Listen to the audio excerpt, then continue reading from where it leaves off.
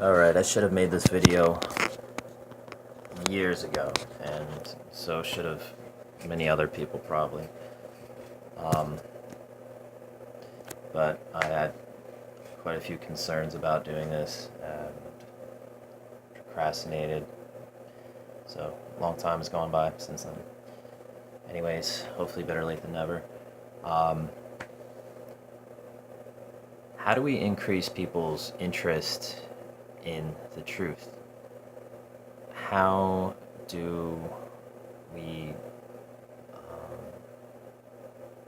get people to, how do we get society to adopt and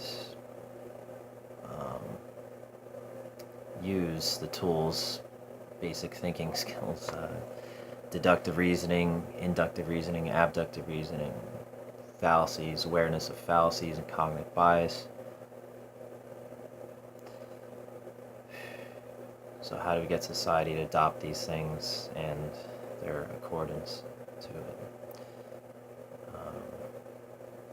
This seems to be the most important long-term goal and necessary if we're even to have a long-term, let alone a nice one and a prosperous one, a stable one.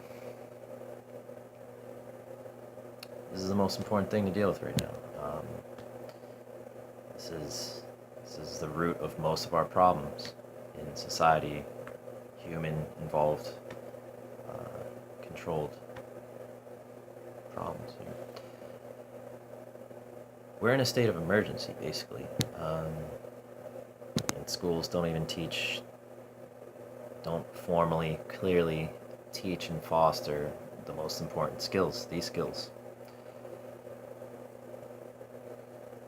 So, society's becoming more and more out of balance. Every day we see flagrant examples of irrationality and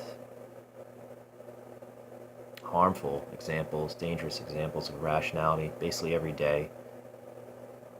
And probably gonna make another video pretty soon, but just have to get this one out. So I'm gonna read off notes I just made here.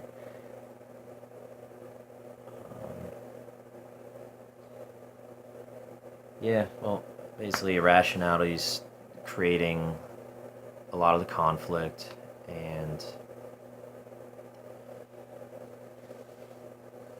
increasingly putting us further and further in bigger, dangerous risks on the level of the society, the world. Well, there's many people who are doing very good things every day to combat these problems, but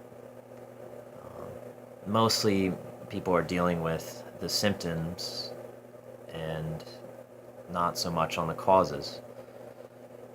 The causes really are the lack of reason and logic in people and being used, and the lack of reason and logic, skills being taught clearly, properly, sufficiently, and fostered in our youth in schools, right?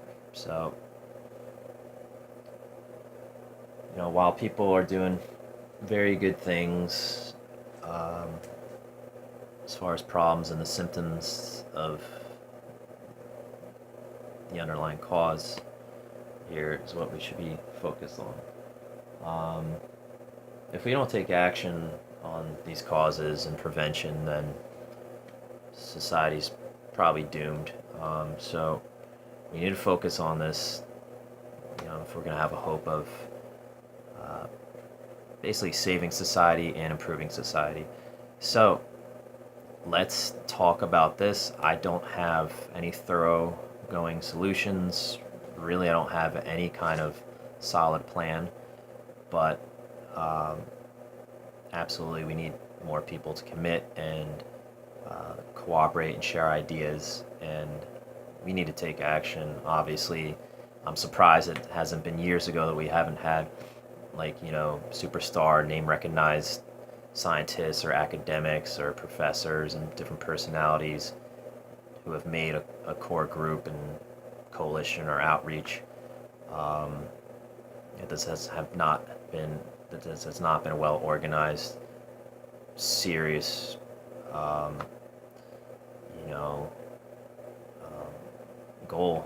Uh, this is the most important thing, really, that we can be doing, shy of maintaining, um, you know,